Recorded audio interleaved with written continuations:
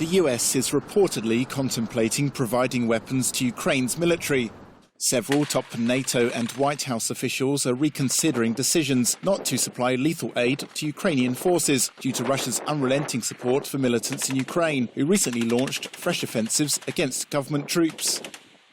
US officials, including Secretary of State John Kerry, Defense Secretary Chuck Hagel, NATO military commander General Philip Breedlove, and National Security Advisor Susan Rice, are among those who support the idea of supplying Ukraine with lethal aid, according to the New York Times. One extract of the report says, "The West needs to bolster deterrence in Ukraine by raising the risks and costs to Russia of any renewed major offensive. That requires providing direct military assistance in far larger amounts than provided to date, and including lethal defensive arms."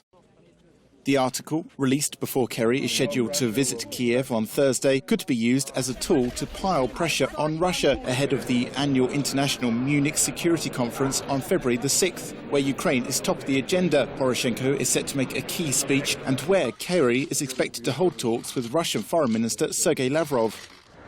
The swing in political support for such a move comes as a new independent report by former senior US officials is released, urging the US to send $3 billion worth of defensive military equipment to Ukraine. State-of-the-art radars, communications equipment, surveillance drones and anti-armor missiles are needed, according to the publication. It also concludes that Poland, the Baltic states, Canada and Britain would also donate defensive weapons if the US does so first.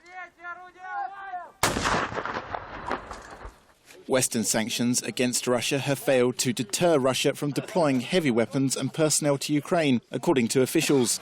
The US, NATO and Ukraine have long provided evidence of Moscow funneling troops, artillery and other supplies across the restive border to fighters attempting to carve out breakaway republics in Ukraine's two easternmost regions.